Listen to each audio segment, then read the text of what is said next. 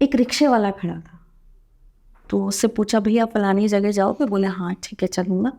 कितने पैसे लोगे? कि 200 रुपये लूँगा। तो बैठ गए उसके अंदर।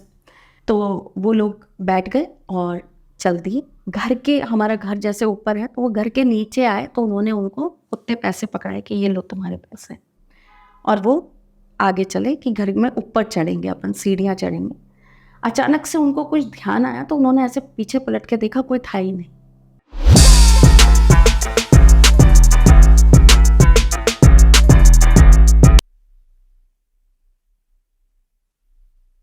Welcome to the Tarun Sharma show. तो बचपन में हम सब ने अपने बड़ों से सुना ही है कि किसी के साथ कुछ अच्छा हो रहा है या बुरा हो रहा है तो वो उसकी पास्ट लाइफ यानी पिछले जन्म का कुछ उसके कर्म है जो वो अब भुगत रहा है। तो क्या होता है ये जन्म मरण और पुनर्जन्म का चक्र? इसी टॉपिक के ऊपर आज हम बात करेंगे बहुत ही famous astrologer doctor Trishala Chaturvedi ji के साथ, और वो हमें समझाएंगी क्या है पुनर्जन्म का राज।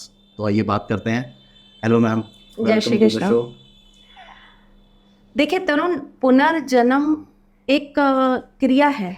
हम जिस तरह के कर्म करते हैं, हम जिस तरह से अपने जीवन को जीते हैं, उसी के हिसाब से तय हो जाता है कि हमें अगले जन्म में क्या मिलेगा, हमें कौन सी योनि मिलेगी।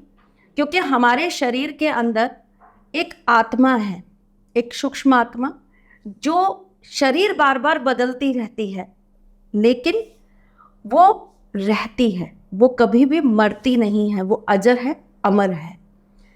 अब इसके अंदर कुछ लोग ये कहते हैं, क्या पुनर्जन्म सच में होता है? हाँ मैम, मेरा वही क्वेश्चन था कि क्या पुनर्जन्म वाकई में ही होता है या ये सिर्फ एक मिथ है? पुनर्जन्म होता है। इसके लिए मैं आपको दो सबसे बड़े एग्जाम्पल दे रही हूँ, जो हमारे इतिहास में हमारे सामने बहुत बार आए हैं, लेकिन हम चीज़ों पे ध्यान थोड़ा कम दे पाते हैं। तो क्या होता है कि फिर हमारे क्वेश्चंस हमारे दिमाग में घूमते रहते हैं। पुनर्जन्म का सबसे बड़ा जो उदाहरण है वो है हमारे देश का नाम, भारत। भारत जिनके नाम पर बना है वो थे भरत। और भरत जो थे, उन्हें अपने 3 जन्म याद थे।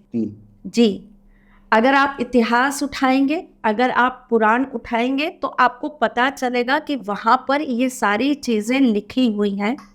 वो जड़ भारत के नाम से आए थे और उन्हें अपने 3 जन्म याद थे।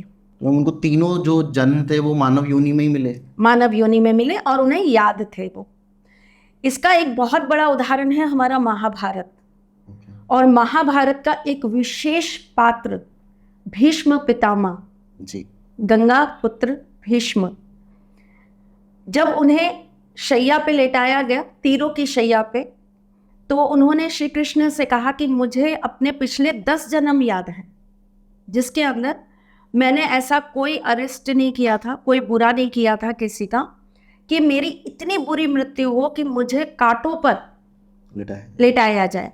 तीर कांटे ही हैं, तो मुझे कांटों पर लेटाया जाए, इतना बुरा मैंने किसी के साथ कभी नहीं किया। तब श्री कृष्ण ने उन्हें आगवत करवाया, उनकी दृष्टि को खोला और उन्हें दिखाया कि आप देखिए, आपके 100 जन्म पूर्व आपने इसी तरह कांटों के वृक्ष में एक सांप को पटक दिया था। वो भोग आप इस जन्म में भोग रहे हैं। 100 जन्म पहले किया गया? जी, 100 जन्म पहले किया गया भोग। तो इतिहास जो है, जो हमारे शास्त्र हैं, जो हमारे पुराने हैं, ये हमें बार बार यही सिखाने की कोशिश करते हैं कि आप कर्म बहुत अच्छे रखें। आपके कर्मों के हिसाब से ही आपका ये जन्म, आने वाला जन्म तय किया जाता है। पिछला कर्म कैसा है वो ये तय करता है कि आपका ये जन्म कैसा होगा, अगला जन्म कैसा होगा। एक छोटी सी बात, हम पूरी दुनिया के अंदर घूमते हैं, हम नाना प्रकार की जगहों पे जाते हैं। आप कभी रेलवे स्टेशन, बस स्टेशन गए हैं? जी बिल्कुल। हाँ, वहाँ पर कई चीज़ों के लिए हम कंफ्यूज्ड हो जाते हैं कि हमें ये नहीं पता हमें टिकट कहाँ से लेना है, या हमें बाहर किधर से जाना है, एग्जिट किधर से है। अगर हम किसी नई सिटी में गए हैं तो, या कई बार अपनी सिटी में भी हो जाता है।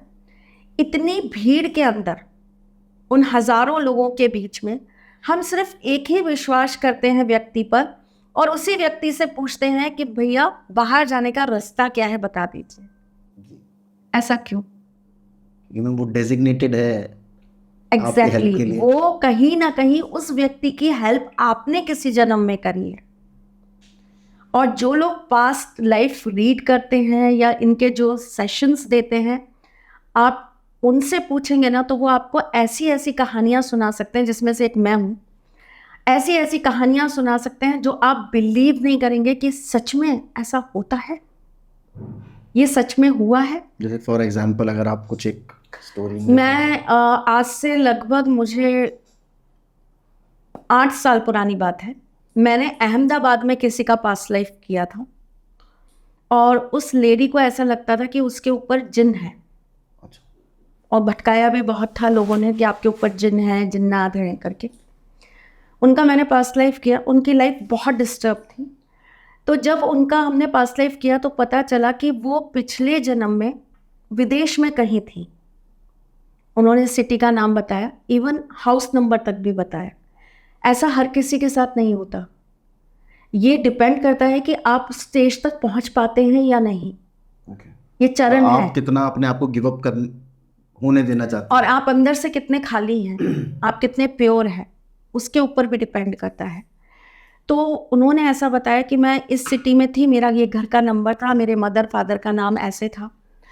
और जब सारी चीज़ें सामने आई तो ये पता करना था मुझे बेसिकली कि उनकी पर्सनल लाइफ क्यों ख़राब है, वो जिससे प्यार करती हैं वो बंदा उनके साथ क्यों नहीं हो पा रहा, और मल्टीपल लोग क्यों आए उनकी लाइफ के अंदर और सारे रिलेशनशिप क्यों ख़त्म हो गए उनके, ऐसा क्यों हो रहा है उनके साथ बार बार बार बार बार बार।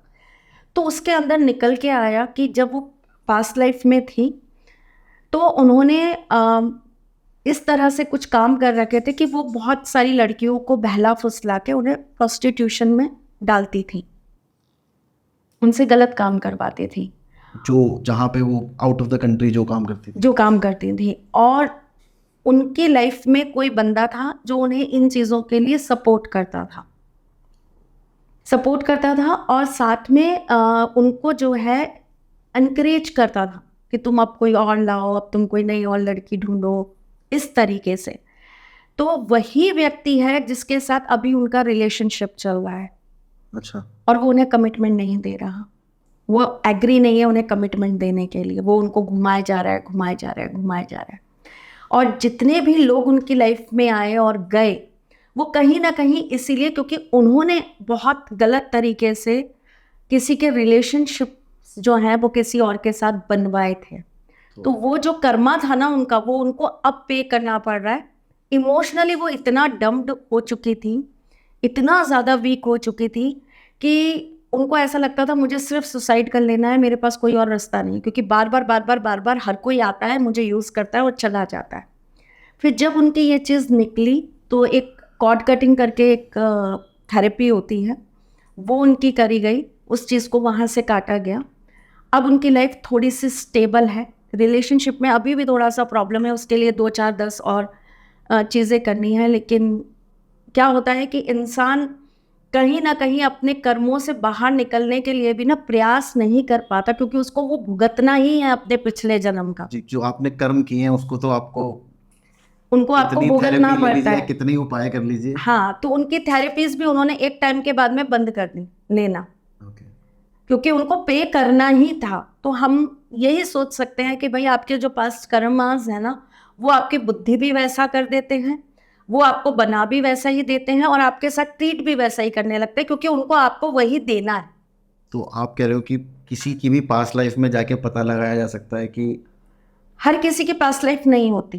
अच्छा, ऐसा हाँ। भी होता है कि किसी की पास्ट लाइफ ना। हाँ, इसके लिए हमारी ज्योतिष बहुत हेल्प करती है, ये पता करने के लिए कि क्या ये सच में इसकी पास्ट लाइफ से मिले हुए संबंध इस जन्म में आए हैं। उसके अंदर हम बहुत सारी चीज़ों को देखते हैं, जैसे जिस नक्षत्र में आप पैदा हुए हैं, जिस दशा महादशा में आप पैदा हुए हैं, और साथ ही साथ में जिस योनि में आप आए हैं, आपके गण क्या हैं, ये सारी चीज़ें मिलाकर कैलकुलेट की जाती है। तो पता चलता है कि ऐसा व्यक्ति जो है वो पास्ट से क्या लेकर आया है और वो पास्ट में था क्या। ठीक है, इसी प्रकार आपकी कुंडली के अंदर आपका पंचम भाव वो ये बताता है कि आपको अपने पिछले जन्म से क्या क्या चीज़ें सौगात में मिली है, कितना पुण्य और कितना पाप। अच्छा, ये इतना तक डिटेल में पता हाँ है? जी, हाँ जी, ज्योतिष वो सब डिटेल में बता सकता है। आपके पेट में कितनी आते हैं ये भी बता सकता है जी। तो आप कितना पाप लेके आए, कितना पुण्य लेकर आए हैं, ये भी बताता है। एक आपकी कुंडली का चंद्रमा, तो ये जो हमारा चंद्रमा होता है ये हमें बताता है कि हमें अपने पिछले जन्म से जो चीज़ें अभी मिली हैं उनको हमको किस तरीके से भुगतना पड़ेगा, ठीक है। फिर एक चीज़ होती है आपकी कुंडली के अंदर, आपका D60 चार्ट। अच्छा, ये तो बहुत डिटेल्ड हो गया। तो ये जो D60 चार्ट होता है ये टोटली आपका पुनर्जन्म ही है। अच्छा। इसकी कैलकुलेशन जिन एस्ट्रोलॉजर्स को करनी आती है वो आपको एक एक चीज़ बता सकते हैं कि आपके पिछले जन्म में आप क्या थे, मेल थे, फीमेल थे, आपने क्या ऐसे कर्म करे थे, लॉट्स ऑफ थिंग्स आप उससे बता सकते हैं। फिर दूसरी पद्धति आती है टैरोट। अच्छा, ये बहुत कम लोगों को करना आता है। आई डोंट नो, मैंने रिसर्च नहीं करी है, लेकिन मुझे और मेरी डॉटर, क्योंकि मुझे आता था तो मैंने अपनी डॉटर को सिखाया है। तो हम लोग टैरोट से भी पास्ट लाइफ करते हैं और इसके मैंने बहुत लाइव सेशंस करे हैं लोगों के साथ, कि वहाँ सामने कोई बैठा है और मैंने उनको बोला है कि आप मुझसे सवाल करिए अपने बारे में। अब मैं आपसे क्वेश्चंस पूछती जाती हूँ, अब आप मुझे बताइए कि आपके साथ सच में ऐसा हो रहा है, होता है क्या, आप ये फील करते हैं। तो एनर्जीज बहुत लगती हैं इसमें। तो रेगुलर तो मैं नहीं कर पाती थी, लेकिन मैंने बहुत लाइव सेशंस करके लोगों को बताया है कि सच में पास्ट लाइफ जैसी चीज़ें होती हैं जो टैरोट से भी निकलती हैं। टैरोट क्या इंडियन साइंस है, इज इट, और या वेस्टर्न? बेटा एस्ट्रोलॉजी का कोई भी आप पद्धति ले लीजिए, सारा का सारा इंडियन है। फर्क ये है कि कब उस चीज़ की मार्केटिंग किसने कितनी अच्छी कर दी है ना। वैसे भी कहा जाता है कि Indians are very bad marketers. सच में अगर होते तो आज जाने कहाँ बैठे होते हम। तो बेसिकली है तो हमारे इंडिया से। हमारे यहाँ पहले चिन्हों पे बात की जाती थी। आपको पता है हमारे यहाँ एक विद्या होती है, कौड़ियों से बता दिया जाता है। कैन यू इमेजिन, कौड़ी, आपने कौड़ी देखी? वो पहले एज अ करेंसी यूज होती थी। यस, कौड़ियों से बता दिया जाता है। और महाभारत में आपने वो पासे देखे, पासे। उसे रमल कहते हैं, रमल ज्योतिष, जिसे बाद उसका भी में ज्योतिष है? बिल्कुल उसका ज्योतिष है और बहुत खतरनाक ज्योतिष है। और बाद में इसको इंग्लिश नेम मिल गया न्यूमरोलॉजी। ठीक, स्टार्ट तो हम ही हुए थे, बहुत गर्व से कहती हूँ, हर जगह कहती हूँ, चालू तो हम ही ने किया था। फर्स्ट गियर तो हमारा ही था। ये बात अलग है कि फिफ्थ गियर कोई और लगा के उड़ा के ले गया, पर है हमारा ही निकला हुआ सब कुछ। तो टैरोट भी हमारे यहाँ से ही निकला है। आपने वो ग्लोब के अंदर एस्ट्रोलॉजी करते देखा है, वो हमारे यहाँ से निकला है, प्योर हमारे यहाँ का है। बाद में ये इजिप्ट वगैरह में बहुत पॉपुलर हो गया, Italy, Egypt, south Africa. Gypsy लोग होते हैं वो काफी करते हैं। यस, वहाँ बहुत चल गया, लेकिन स्टार्ट अपने यहाँ से ही हुआ था, हमने ही करा था सबसे पहले। और अगर आप इतिहास में बहुत सारी चीज़ों को पढ़ने जाएंगे तो आपको पता चलेगा कि वहाँ पे इसी तरीके से भविष्य बता के लोगों को सही राय दी जाती थी कि आप ऐसा कर लीजिए, ऐसा दिख रहा है, ये हो सकता है, ये घटित हो सकता है। ये सब हमारे इंडिया से ही गया है। तो वापस हम लोग थोड़ा सा अपने उससे भटक गए थे। तो पुनर्जन्म का जो साइकिल है कि मैंने पिछले जन्म में कुछ कर्म किया, मुझे इस जन्म में भुगतना है, मैं इस जन्म में जो कर्म करूँगा वो मेरे अगले जन्म में है। तो उस साइकिल को तोड़ा कैसे जाना, क्योंकि ये तो फिर एक अनएंडिंग सर्कल है। दो रास्ते होते हैं, एक होता है कर्म, एक होता है भोग। ओके, ठीक है। भोग जो होता है उसके अंदर हम, जो भोग योनि होती है, भोग योनि के अंदर ये सारे के सारे चीज़ें आती हैं जिसमें आपके पेड़ पौधे, वृक्ष, जलचर, थलचर, छोटे छोटे सूक्ष्म जीवाणु, रेंगने वाले, बड़े आपके जितने भी जानवर हैं, पशु पक्षी, सब आते हैं। इवन भगवान भी उसी में आते हैं, भोग योनि में। भगवान जब जब वो बार बार अवतार लेते हैं वो भोग योनि ही है उनकी, जिसके अंदर वो अवतार लेते हैं। भोग योनि में मैम इन दोनों में थोड़ा सा मुझे मैं आपको कर्म योनि तो मुझे समझ में आ गई कि आप जो कर्म कर रहे हैं। भोग योनि क्या हो?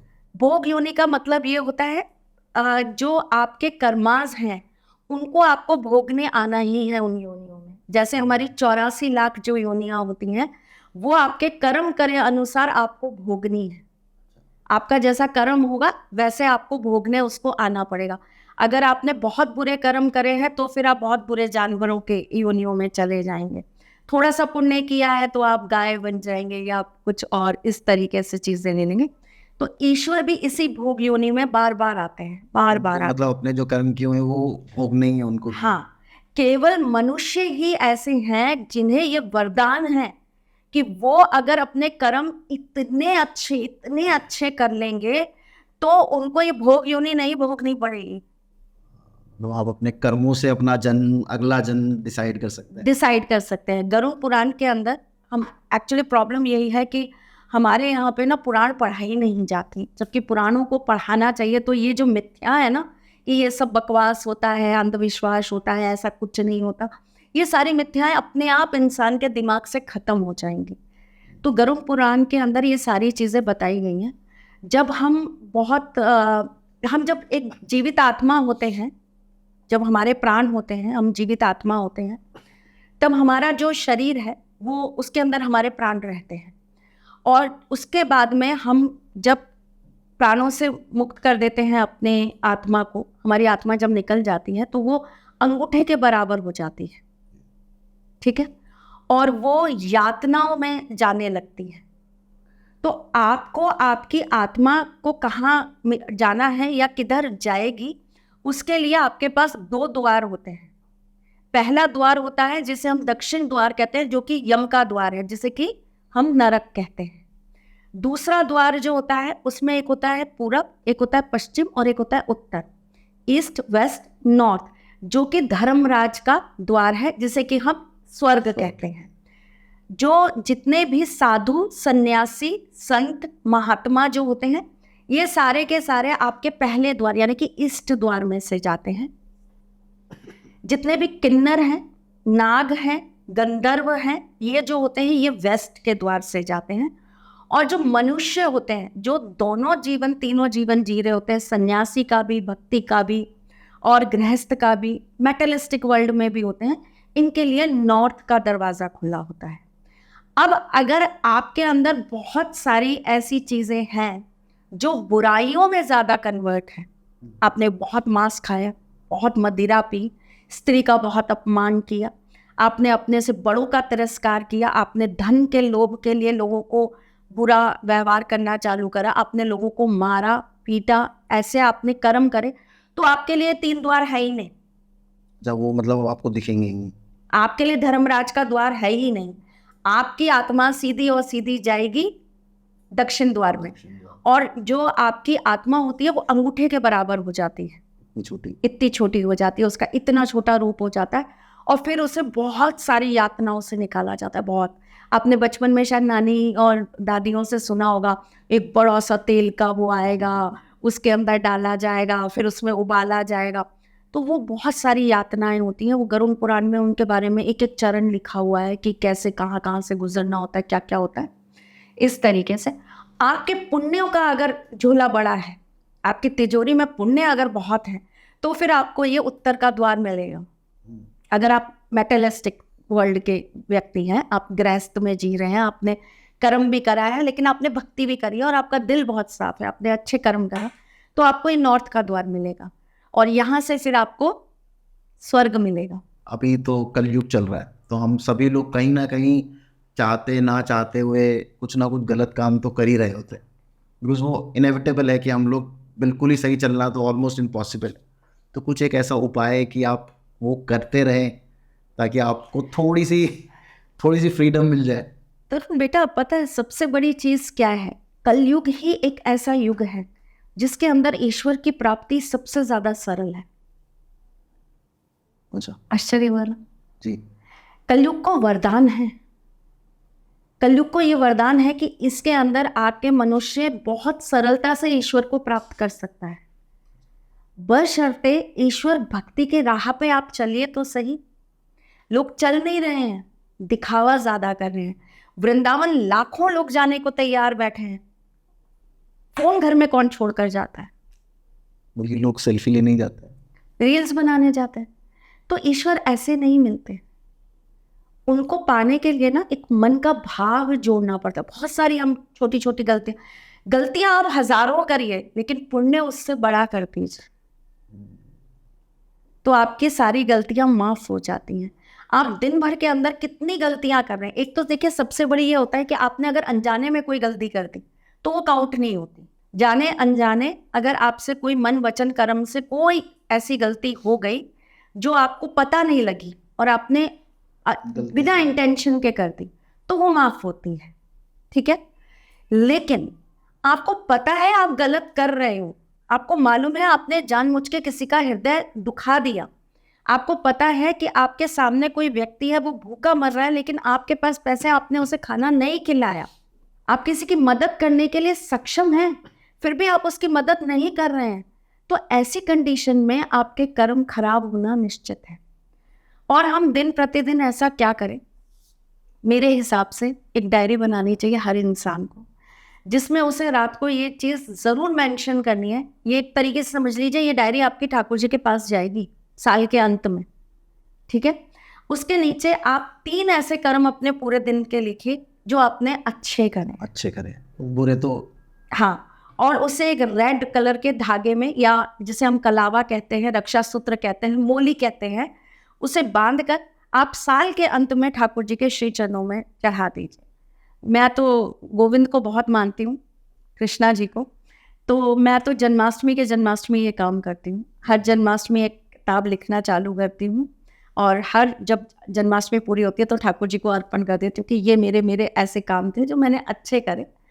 और सबसे बड़ा एक चीज़ है, हमारे यहाँ पे स्वयं ठाकुर जी विराजमान है, तो मैं ऐसा सोचती हूँ कि जब मैं शाम को उनकी आरती करूँ, जब मैं रात को उन्हें शयन कराऊँ, तो मेरी आंखों में शर्म नहीं होनी चाहिए किया मैंने कुछ गलत किया, कि मैं अपने ठाकुर जी को स्पर्श नहीं करने लायक या मैं उनसे नज़रें मिलाने लायक नहीं।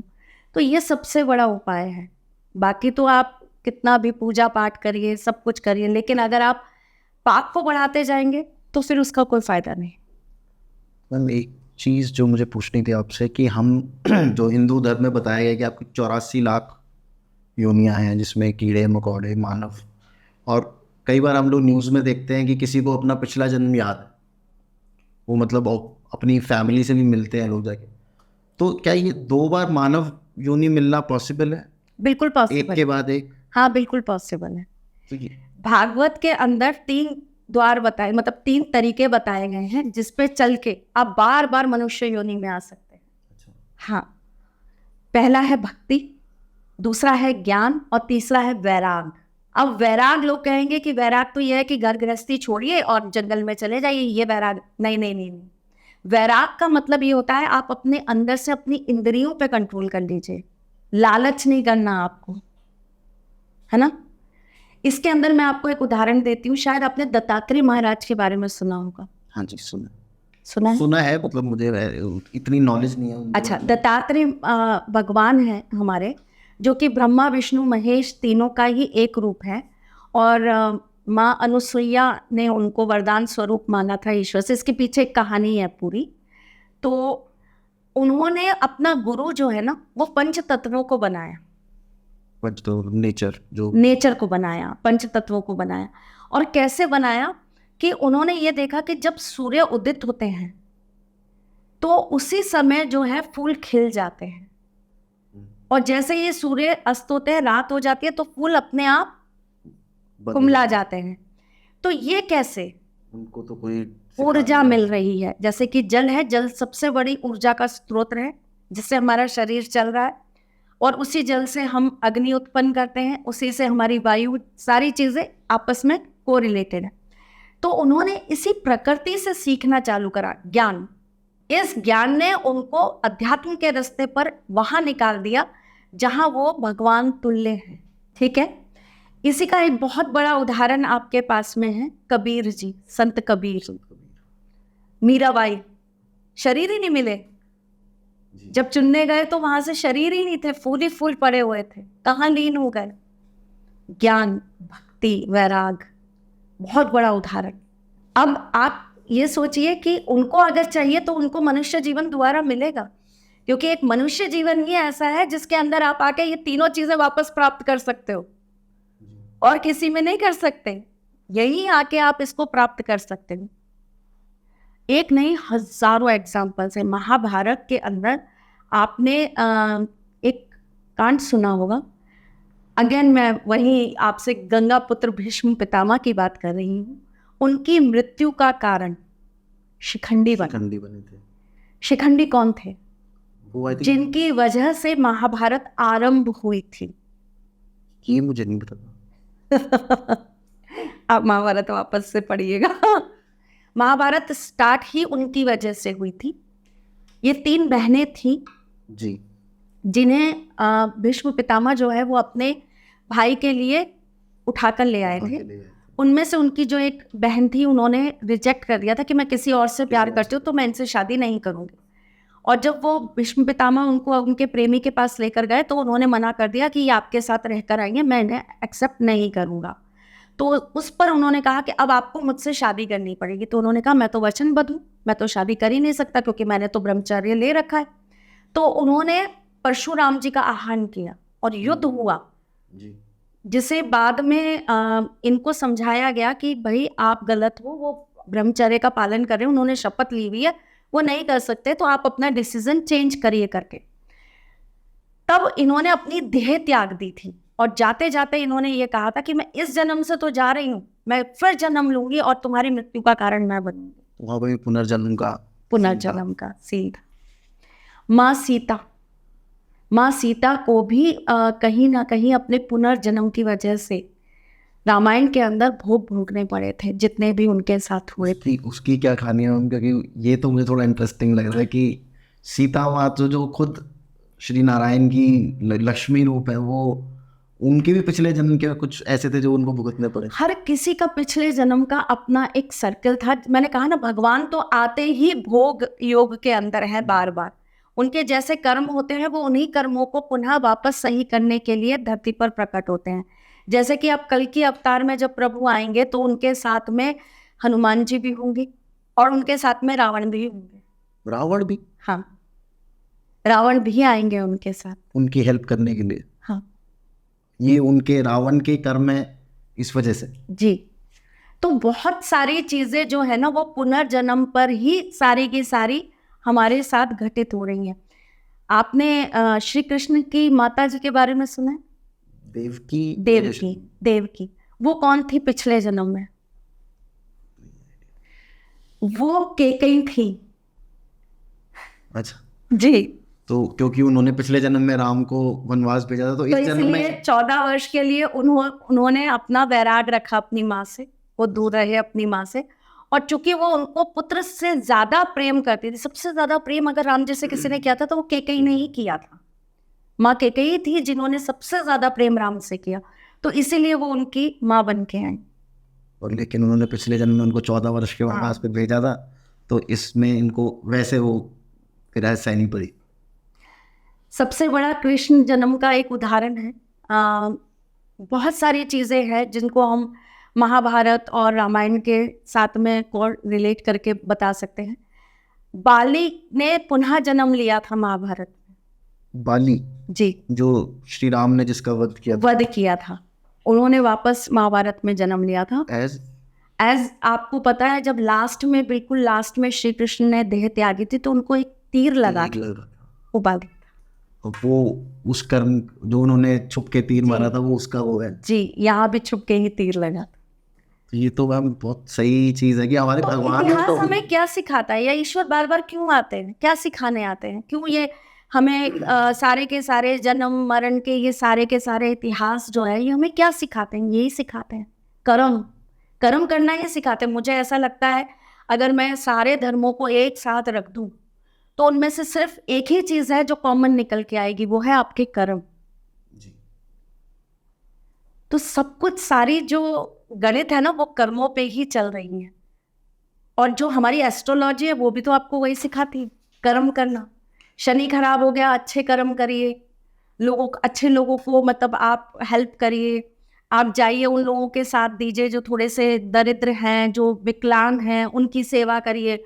गुरु आपके अगर अच्छे नहीं है तो आप विद्वान व्यक्तियों की जाकर सेवा करिए, उनकी हेल्प करिए, उन्हें दान पुण्य करिए। चंद्रमा अगर आपके ठीक नहीं है तो माँ या माँ तुल्य लोगों का आप जो है सेवक करना चालू कर दीजिए, उनकी सेवा ले लीजिए, उनकी सेवा करिए। तो हर एक ग्रह आपको क्या सिखा रहा है? अच्छे कर्म करना। वो बुरा क्यों हो जाता है आपकी कुंडली में? क्योंकि वो आपसे कुछ अच्छा कराना चाहता है।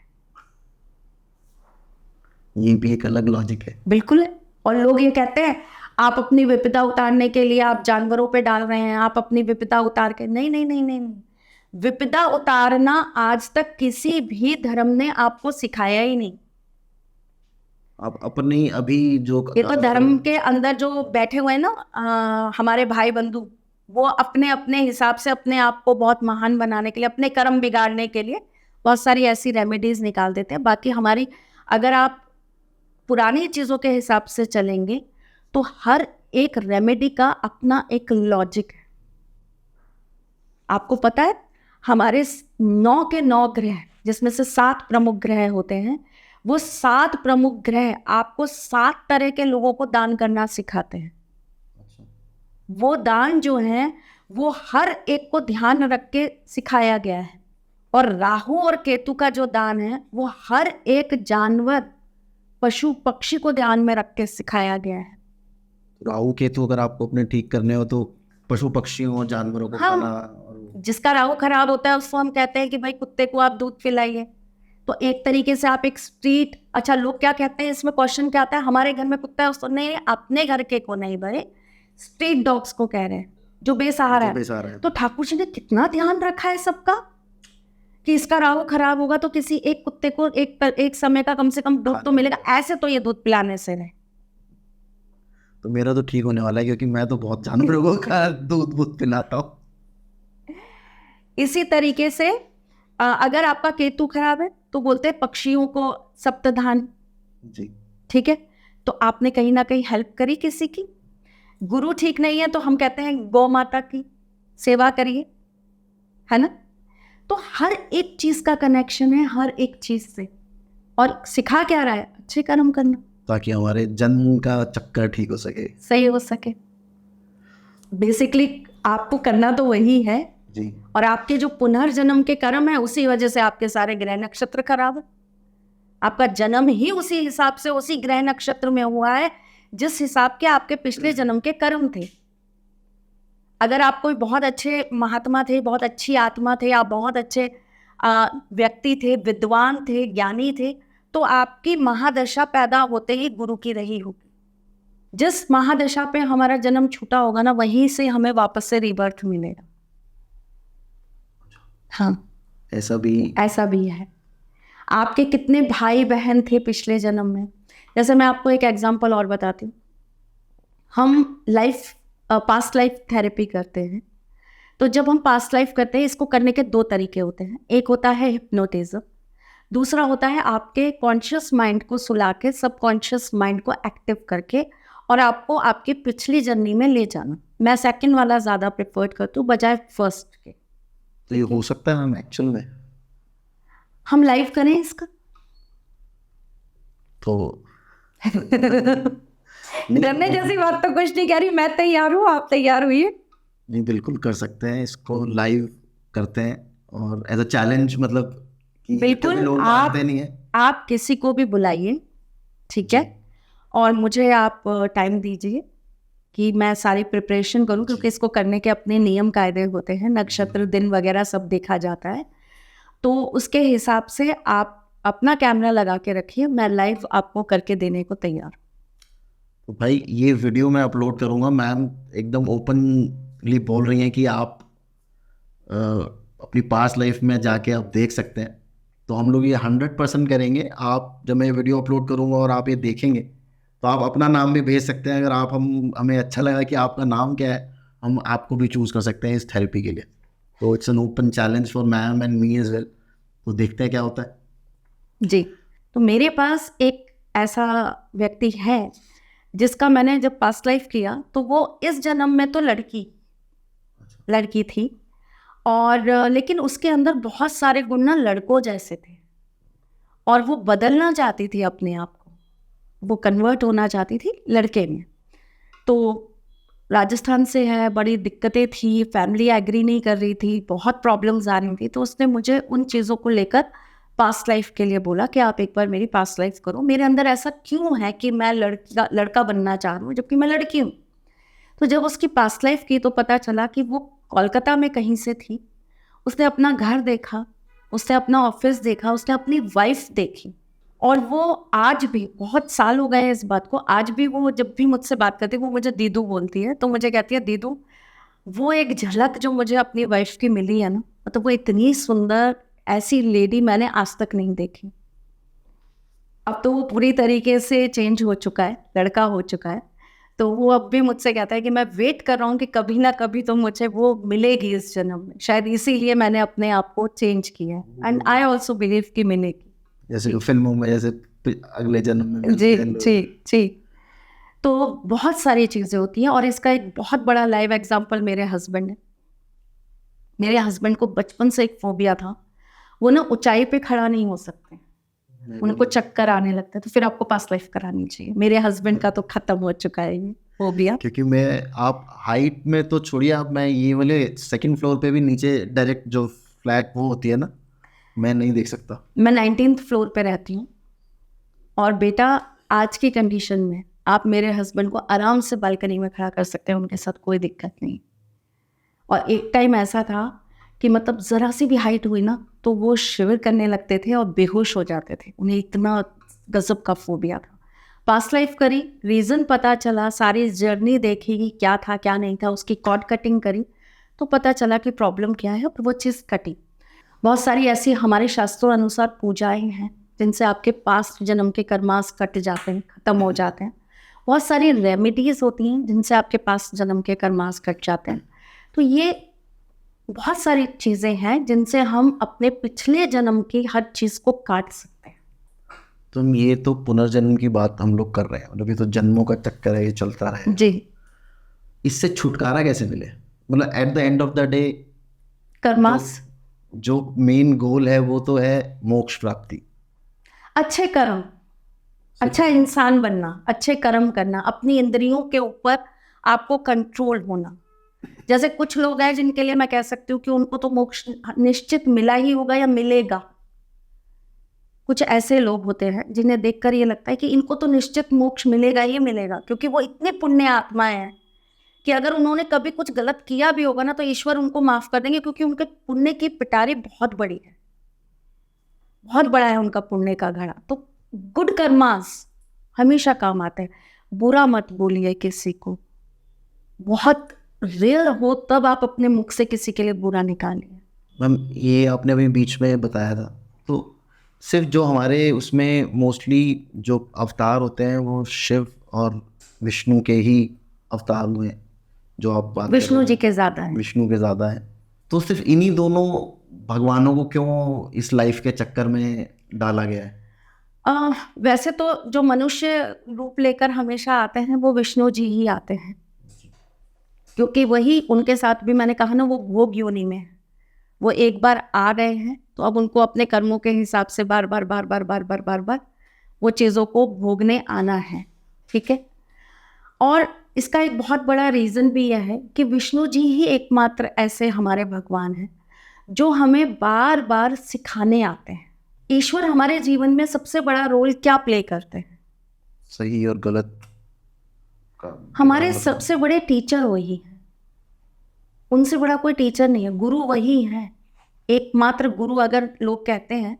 देखिए क्या होता है, मैं आपको एक चीज़ बताती हूँ। 3 तरीके से ईश्वर प्राप्ति के चरण होते हैं, ठीक है।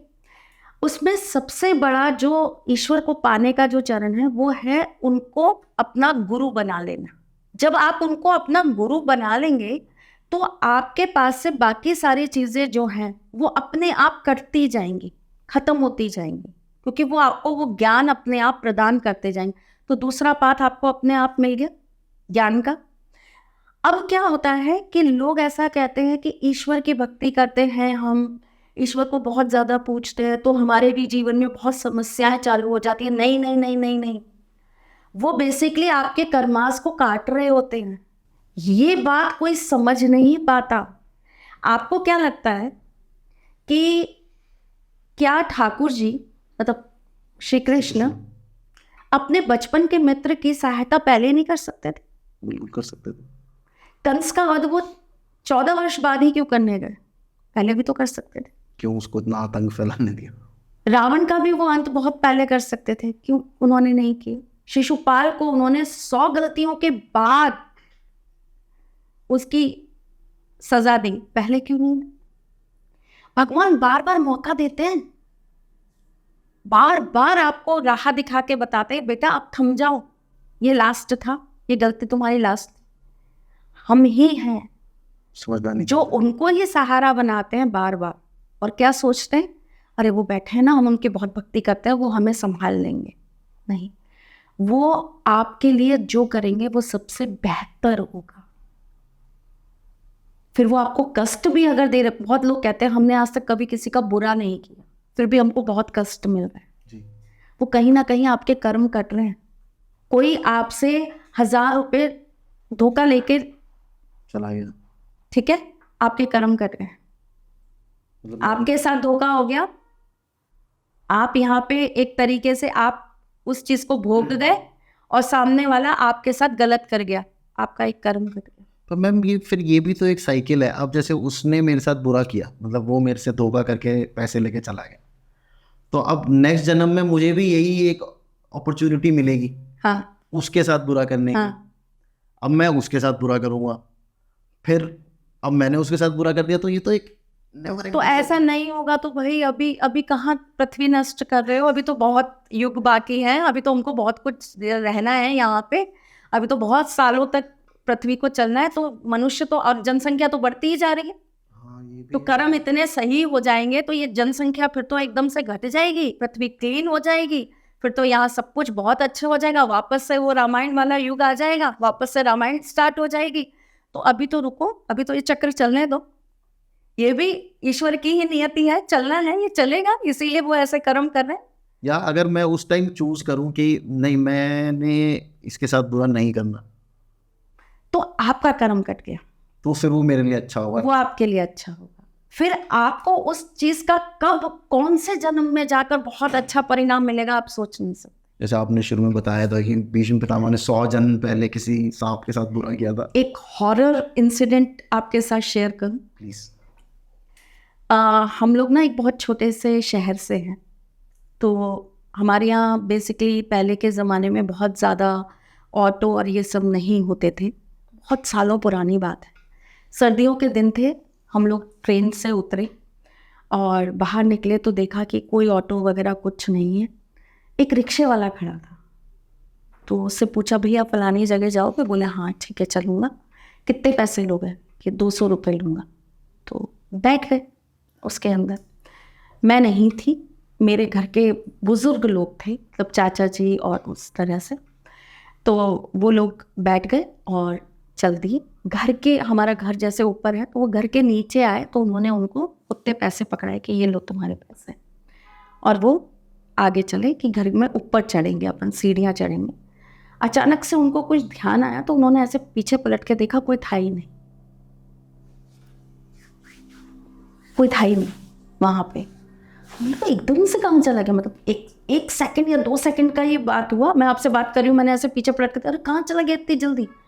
तो वो ज़रा बाहर तक वापस आया, जो सड़क मेन रोड। दूर तक देखा, कोई नहीं दिखा, इधर देखा कोई नहीं दिखा। अचानक से वो आदमी सामने आ गया, तो वो एकदम से घबरा गए। उन्होंने कहा क्या भाई, रिक्शा कहाँ है तुम्हारा?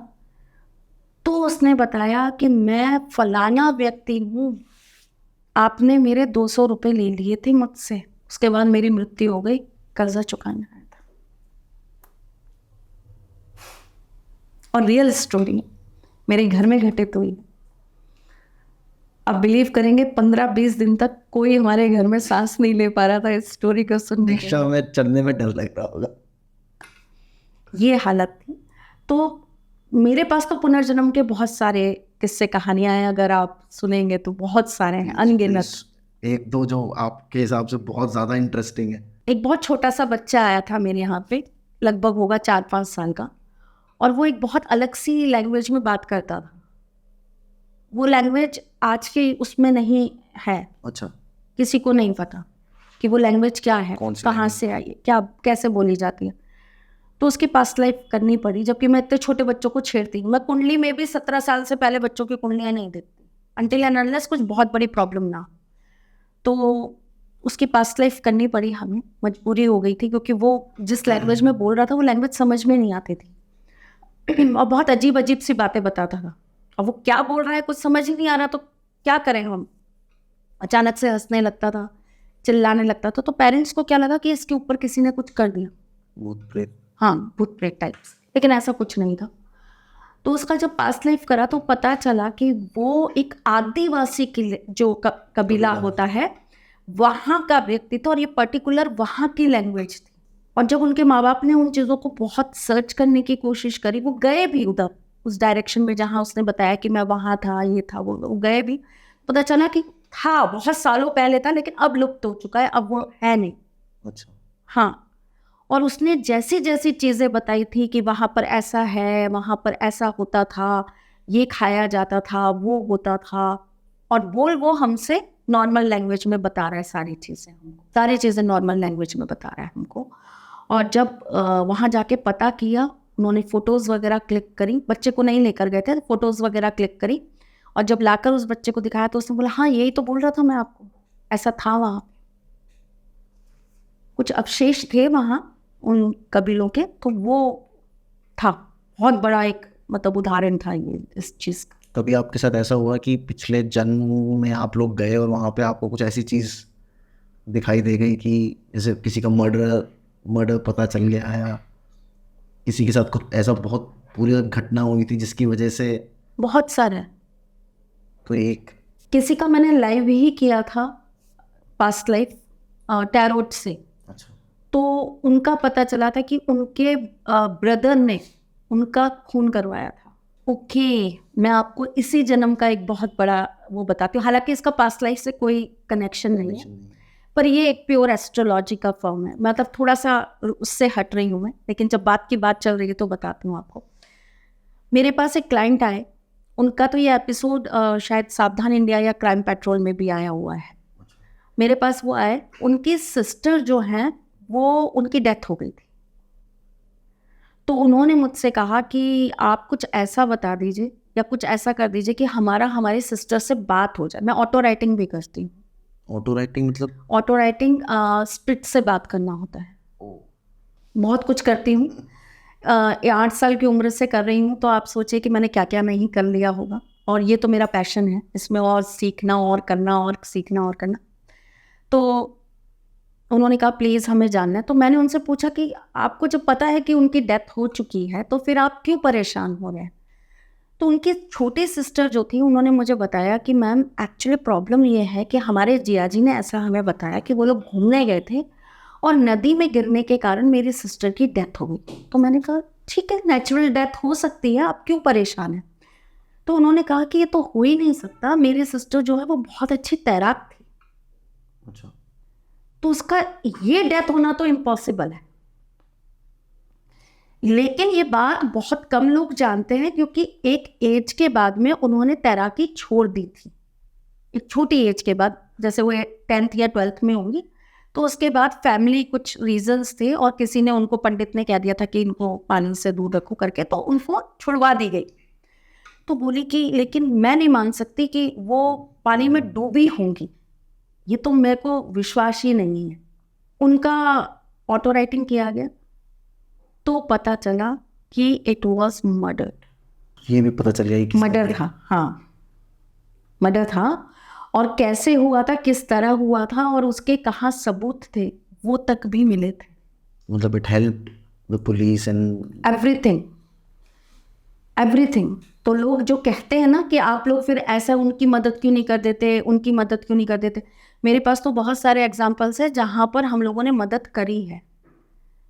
हमने डॉक्टर्स की भी करी है, हमने डिपार्टमेंट्स में भी बहुत लोगों की करी है, लेकिन हम पे विश्वास कौन करता है, ये बात है ना। वो किसी भी गवर्नमेंट उसके अंदर एक एस्ट्रोलॉजर के लिए एक ब्लॉग नहीं बनाया जाता कि भाई जब आपको कुछ समझ नहीं आया तो एक ऐसा एस्ट्रोलॉजर बैठा लो अपने पास जो आपको चीज़ें निकाल के दे। जबकि राजा जितने भी पुराने हुए हैं आप देखिए, उनके यहाँ पर वो एक राजज्योतिषी ज़रूर रखते थे। मैं अपने चैनल पे मैं हमेशा अपने बच्चों को बोलती हूँ कि आप कुछ करो या ना करो, अपने बच्चों को एक राज ज्योतिषी ज़रूर उपहार में दे के जाना, जो उनकी हर तरह से मदद करे। जैसे आप फैमिली डॉक्टर बनाते हैं, जैसे एक ज्योतिषी वकील बनाते हैं, तो आप एक ज्योतिषी भी जरूर बनाइए फैमिली में, जो आपकी और आने वाली पीढ़ी की आपकी हेल्प कर सके हर चीज से। क्योंकि राजा महाराजाओं को पहले ही पता होता था अकाल आने वाला है या बारिश ज्यादा होने वाली है, वो क्योंकि उनको बता देते थे और हेल्प कर देते थे कि आप इस समय मत निकलिए वरना युद्ध आपके विपरीत हो जाएगा। जी। ठीक है, लोग हमें यूज कैसे करते हैं, अरे नंबर बता दो, कौन सा सट्टा लगेगा, किसके शेयर्स बढ़ेंगे। मजाक नहीं है, मजाक नहीं है, इनको मजाक में मतलब आप यूज भी मत करिए वरना ये चीजें विपरीत काम करती हैं। पूरे डिवोशन के साथ, पूरे प्रेम के साथ, पूरे समर्पण और विश्वास के साथ आप जुड़ेंगे तो बहुत मदद करती हैं। तो हमारे पास तो ऐसे लाखों एग्जाम्पल्स हैं, मैंने नहीं किया लेकिन मैं किसी और का आपको बता रही हूँ। हमारे राजस्थान के अंदर एक बच्चा किडनैप हो गया था। अगर मैं आपको पुराना जाके वो अखबार वगैरह निकाल के दूंगी तो वो निकलेगा, न्यूज़ में होगा, ये चीज़ मैं आपको न्यूज़ में दे सकती हूँ। उसके अंदर जो उनका ज्योतिषी था घर का, जो उनके अपने एस्ट्रोलॉजर थे, उन्होंने बता दिया था कि किस दिशा में होगा, आप जाकर ढूंढ लीजिए और कब मिलेगा आपको, ये तक भी बता दिया था। और पुलिस की उन्होंने बहुत मदद करी थी जिसकी वजह से उनको वो बच्चा वापस मिल गया था। तो ऐसी बात नहीं है साहब, एस्ट्रोलॉजी बहुत हेल्प करती है। तो पुनर्जन्म जो होता है ना, वो आपके बहुत सारी आज के जीवन की चीज़ों को बहुत बनाता भी है, बिगाड़ता भी है। एक बच्चा बहुत इंटेलिजेंट है 12th तक, अचानक से ऐसा क्या हुआ कि वो ड्रग्स में चला गया, नशे में चला गया, खराब संगति में चला गया और उसका करियर बर्बाद हो गया। एक आदमी ने बहुत पैसा लगा के एक बिजनेस चालू किया, एक समय तक बिजनेस बहुत राइज कर रहा है, अचानक से down down down down down जा रहा है। क्यों? एक घर के अंदर एक व्यक्ति विशेष आता है और उस घर के अंदर सब कुछ बर्बाद होना स्टार्ट हो जाता है। या एक व्यक्ति चला गया घर से और पता चला कि वो घर बिल्कुल तबाह होने की स्थिति पे आ गया। कितनी लड़कियां विदा होकर चली जाती हैं और वो परिवार खत्म हो जाता है। उस घर में विपत्तियां आनी चालू हो जाती हैं, नेगेटिविटी आनी चालू हो जाती है। कोई तो ऐसा उनका पास्ट लाइफ का कर्मा रहा होगा, बंधन रहा होगा कि जब तक ये रहेगी तब तक इसके पाँव बहुत शुभ रहेंगे। कहीं ना कहीं तो पास्ट लाइफ से कनेक्शन है इन चीज़ों का। रिसर्च नहीं करी जाती, एस्ट्रोलॉजी पर रिसर्च नहीं की जाती। ऐसा हुआ, ऐसी कुंडलियों को इकट्ठा करिए, ऐसी कुंडलियों को इकट्ठा करके उसमें जानने की, संशोधन करने की कोशिश करिए कि ऐसा था क्या, क्यों हुआ ऐसा, क्या रीजन था, ताकि आने वाले लोगों की कुंडलियों पर आप अच्छी से और अच्छी से प्रिडिक्शंस दे पाए। ये होता ही नहीं। हम तो इसी लड़ाई में लड़ रहे हैं आज तक, पुनर्जन्म है नहीं है, जबकि लाखों एग्जाम्पल्स हैं, लाखों, जहाँ पर लोगों ने ये बता दिया मेरा फलानी जगह घर था, मेरी माँ का नाम ये था, मेरे पिता का नाम ये था। इसका एक बहुत बड़ा, हमारे ही शास्त्र के अंदर एक बहुत बड़ी चीज़ होती है जो सिर्फ सनातन धर्म में होती है।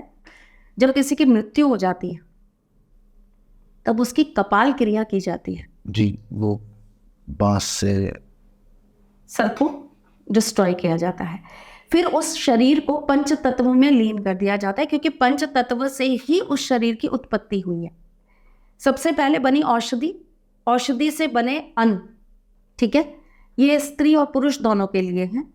औषधि मतलब आपके पेड़ पौधे, ठीक, उनसे बने अन्न, उस अन्न से बना पुरुष के अंदर वीर्य और औरत के अंदर अंड, उससे एक नए जीवन की उत्पत्ति हुई।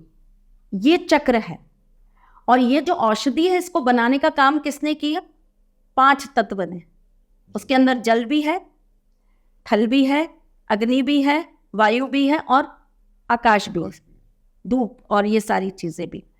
तो ये 5 चीजों ने मिलाकर उस औषधि का निर्माण किया। और जैसे साइंस के अंदर सर्कल समझाया जाता है ना, वैसे ही ये सर्कल है, यहाँ से शुरू है और यहीं पे वापस। जी। तो जब इंसान की मृत्यु होती है तो वापस से वो इसी पंच तत्व में विलीन हो जाता है, फिर वापस से यही पंच तत्व की वो चलती है। ये भी एक तरीके से पुनर्जन्म हो गया। ठीक। अब इसके अंदर क्या होता है कि जब हमारे सनातन धर्म के अंदर जब ये कपाल क्रिया की जाती है तो ऐसा कहा जाता है कि वो व्यक्ति अपनी स्मृतियां भूल गया, और फिर जब पंच तत्व में आपको विलीन कर दिया जाता है तो वो वापस से आपको एक नए रीबर्थ की तरफ ले जाता है, तो आपको याद नहीं रहता। अब क्या होता है, कई ऐसे चांसेस आते हैं जहाँ पर कपाल क्रिया हो ही नहीं पाई, जैसे कोई बह गया तो वो उसका कुछ नहीं निवारण हो पाया, उसको बॉडी नहीं मिल पाई। कई ऐसा होता है कि लाश ही नहीं मिली, गायब हो गई, या कहाँ डेथ हुई पता ही नहीं है, आज तक मिसिंग है। छोटे छोटे बच्चों की भी नहीं होती है? छोटे बच्चों के साथ तो ये जो कपाल क्रिया है ना, ये बहुत अलग तरीके से तंत्र के अंदर यूज़ की जाती है। अच्छा। हाँ, और बहुत भयंकर इसका जो है वो यूज़ किया जाता है। क्योंकि छोटे बच्चों की भी आई थिंक उनको तो जल प्रवाहित किया जाता है, नहीं, उनको दफनाया नमक डाल के, हाँ उनको, क्योंकि वो मानते नहीं है कि उनके लिए वो चीज़ ज़रूरी है, तो इसलिए कर दिया जाता है। लेकिन उनकी जो वो ब्रेन होता है, उनका जो स्कल होता है, उसको निकाल दिया जाता है और उसको एक घड़े के अंदर बंद करके और फिर उसको सिद्ध किया जाता है। ये हाँ, ऐसा भी कुछ ऐसा ये होता किस है। लिए किया जाता है? इंसान अपनी ही इच्छाओं को पूर्ति करने के लिए हर क्रिया करना चाहता है, बलवान बनने के लिए, यश, मान, कीर्ति, नाम, पोजीशन, पैसा, इन्हीं सब चीज़ों के लिए करता है। रीज़न तो यही है, वरना क्या ज़रूरत है इस तरह की गलत चीज़ों को करने की, पर करा जाता है, करते हैं लोग। तो हम कपाल उस पे थे। हम कपाल तो जैसे कि आपने देखा होगा, योगी, सन्यासी, ये जो होते हैं, इन 3 तरह के होते हैं। हंस होते हैं, दंडी होते हैं और परमहंस होते हैं। परमहंस जैसे कि रामकृष्ण परमहंस थे। जी। ये वो कैटेगरी है, ये 3 जो कैटेगरी हैं, ये वो कैटेगरी हैं जिनके अंदर ये क्रिया करनी ज़रूरी नहीं है। अच्छा, हाँ, तो ये कैसे पता चलेगा मैम कि उनका युग स्तर वो हो जाता है, अच्छा, तब वो उनको उपाधियाँ मिल जाती हैं, हंस की, दंडी की या फिर परमहंस की। जैसे रामकृष्ण परमहंस, उनको परमहंस उपाधि मिल गई थी। तो ये जो होता है, बाद में विवेकानंद जी ने उनको अपना स्वामी बना लिया था, आपको पता होगा। जी। और ऐसा कहते थे कि वो काली माँ से साक्षात्कार करते थे, परमहंस जी जो थे। अच्छा, हाँ, वो माँ काली से बिल्कुल ऐसे बात करते थे। उनकी तो बहुत सारे किस्से कहानियाँ हैं। तो ये 3 जो स्तर हैं, इन 3 स्तरों में कोई क्रिया नहीं होती, कुछ करने की ज़रूरत नहीं होती। योगी, सन्यासी, ये जो होते हैं, जब इनका एक योग उस लेवल पे पहुंच जाता है, ऑलरेडी संसार से मुक्त मुक्त चुके हो चुके हैं, मुक्त हो चुके हैं, तो इनके लिए ये क्रियाएं कोई मायने नहीं रखती। तो इनकी कपाल क्रियाएं होती भी नहीं, इनकी नहीं होती कपाल क्रियाएं। ये पहले ही अपना पिंड दान कर देते हैं, ये पहले ही अपने आप को, अपनी फैमिली और उन सब चीज़ों से वो कर देते कि हमारे जाने के बाद कोई नहीं करेगा हमारा, हम खुद ही करके जा रहे हैं। तो बहुत सारी इसके अंदर अलग अलग स्टेजेस हैं। जब हम उस तरह के लोगों के साथ बैठते हैं तो वो फिर इस तरह का ज्ञान हमें प्राप्त होता है कि क्यों नहीं करा जाता, इसके पीछे रीज़न क्या है और इस लेवल पे कैसे जाया जाता है। ये बहुत अलग फील्ड हो जाती है। तो जब ये कपाल क्रिया हो जाती है तो आपके पुनर्जन्म की स्मृतियाँ खत्म हो जाती हैं।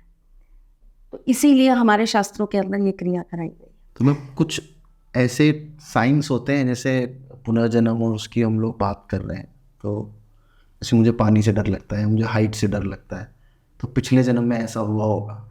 डेफिनेटली आपके पास्ट लाइफ में पानी का या ऊंचाई का आपके जीवन के साथ कोई ना कोई बहुत गंदा एक्सपीरियंस रहा होगा, या आपकी मृत्यु का कारण ही वही रहा होगा। जैसे मुझे पर्सनली, मैं आपको बताता हूँ, मेरा जो है, मैं अकेले नहीं सो सकता, क्योंकि जब मैं सोता हूँ तो अगर मैं इस साइड फेस करके सो रहा हूँ तो मुझे लगता है पीछे इधर कोई खड़ा है, और जब उधर फेस कर रहा हूँ तो ऐसा लगता है इधर कोई खड़ा है, तो मेरे को नींद नहीं आती। तो उसका भी मेरी पास्ट लाइफ से कुछ ये कनेक्शन? आपका पास्ट लाइफ से कनेक्शन नहीं है, ये आपके पास्ट लाइफ से आपका कनेक्शन नहीं है। ये आपके चार्ट के अंदर, मैंने अभी आपकी कुंडली खोली नहीं है, लेकिन एक्सपीरियंस मैं सबसे कहती हूँ, कोई शेयर नहीं करता, पर प्लीज़ तरुण आप करिएगा, क्योंकि लोगों को ऐसा लगता है कि इन्होंने कुछ भी बोल दिया, आपने भी कुछ भी हाँ कर दिया उस समय, लेकिन ऐसा नहीं होना चाहिए। आपको जेन्युइन अपनी राय देनी चाहिए सबको, मेरा ऐसा मानना है।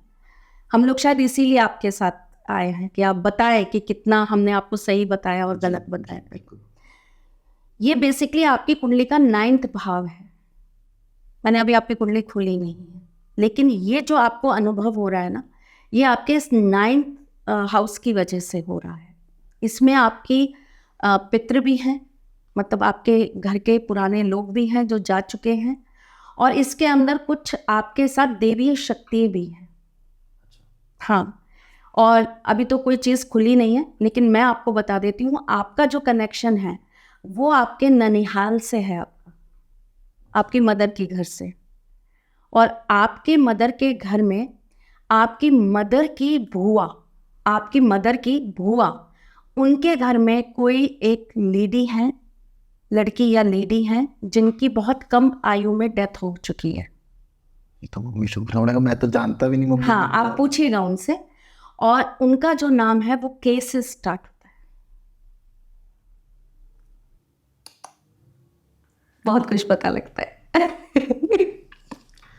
तो अभी हम लोग अगर इस मुद्दे पे बात कर ही रहे हैं तो आपके साथ जो चीजें हैं वो वहां से है, ये इसका आपके पुनर्जन्म से कोई रिलेशन नहीं है। अब आपका ऊंचाई से डरना या आपका पानी से डरना, इसका कोरिलेशन आपके पुनर्जन्म से हो सकता है। हमारे जो इस जन्म के फोबियाज हैं उनका कनेक्शन हो सकता है। हो भी सकता है, नहीं भी हो सकता है। ये पहले हमें बैठ के पूरा का पूरा सर्च करना पड़ेगा कि है या नहीं है। अच्छा। हाँ, हो सकता है कि ये आपके ग्रहों के प्लैनेट्स के कुछ ऐसे आपस में रिलेशंस बन रहे हों जिस वजह से आपको ये चीज आ रही हो, मे बी हो सकता तो ये सारी चीजें आपको तय करनी पड़ती हैं। जो एस्ट्रोलॉजर्स होते हैं वो सारी चीजों पे पहले ही इसीलिए काम करते हैं। ये एक रिसर्च सर्च कुछ भी कह लीजिए, दोनों का ही मुद्दा है। थैंक यू सो मच, आप आए, आपने इतनी मुझे बातें तो मेरे पास अभी भी और अगर हम लोग चाहे तो मैं 2 घंटे आपके साथ और बात कर सकता हूँ, क्योंकि ये बहुत मेरा खुद का फेवरेट टॉपिक है। जैसे अभी मैं अघोरियों के बारे में आपसे बात करना चाहता हूँ। मैं तांत्रिक क्या होते हैं, तांत्रिक और अघोरियों में क्या फ़र्क होता है, अघोर जो पंथ है वो या प्रथा है वो कैसे होती है, उस सब के बारे में आपसे बात करना चाहता हूँ। तो होपफुली कि आप वापस आएंगी, हम लोग दोबारा से पॉडकास्ट करेंगे। अभी तो आपके साथ लाइव मुझे करना है। लाइव हो, दो लाइव करने हैं, दो लाइव करने तो हम लोग बिल्कुल करेंगे। एंड होपफुली आपको भी उतना ही मज़ा आएगा। ये पॉडकास्ट जब भी हम लोग लाइव करेंगे आपको देखने में मज़ा आएगा, आपको सुनने में मज़ा आएगा। और प्लीज़ प्लीज़ प्लीज़ अगर आपको मज़ा आए तो ज़रूर चैनल को सब्सक्राइब कर दीजिएगा, नहीं तो फिर मैं मैम से बात करता हूँ, वशीकरण करके आपसे ज़बरदस्ती सब्सक्राइब करवाया जा सकता है।